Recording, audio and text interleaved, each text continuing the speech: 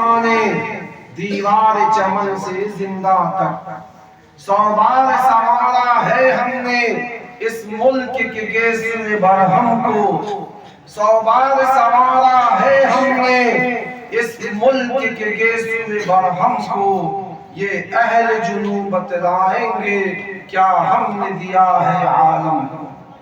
اگر آگے بات نہ کی جائے اب سمجھئے ہے کہ ہم جہاں بیٹھے ہیں اور جس نورانی فضا میں ہم قرآن حدیث سیکھتے سکھاتے ہیں، یہاں کی خوشگوار ماحول میں ٹھنڈی اور سکون کی سانسیں لیتے ہیں، خود جس کے نام پہ اس مدرسے کی بنیاد ڈالی گئی ہے، اللہ تبارک و تعالی نے اس ذات باصفا کو اس ملک کی آزادی کے لیے منتخب فرمایا۔ ان کے جسم کا ایک ایک حصہ، ایک ایک بال، بلکہ جسم کے اندر جتنے خون کے قطرات تھے وہ سارے کے سارے قطرے اس ملک کی محبت اور اس ملک کی آزادی کے لیے انہوں نے وقف کر دیا۔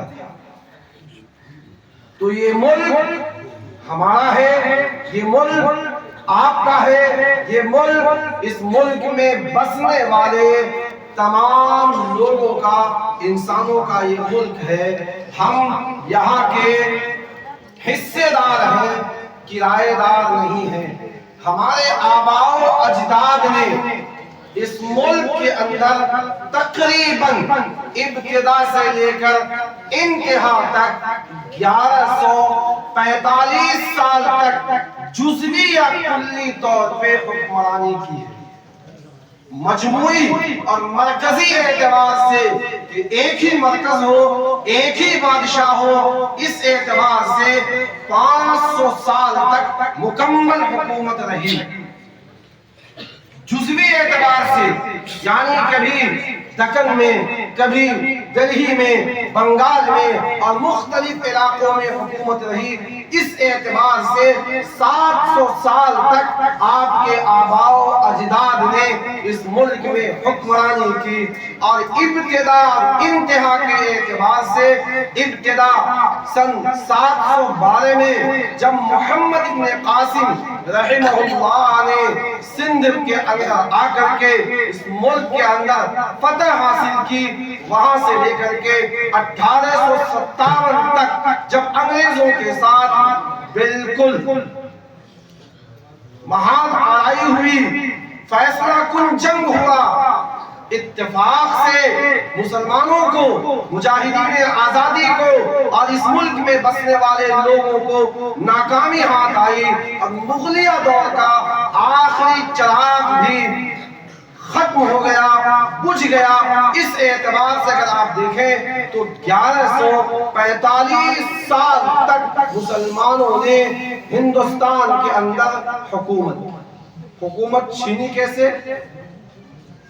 ہندوستان خاص طور پہ گرم مسالے کی تجارت کی منڈی تھی۔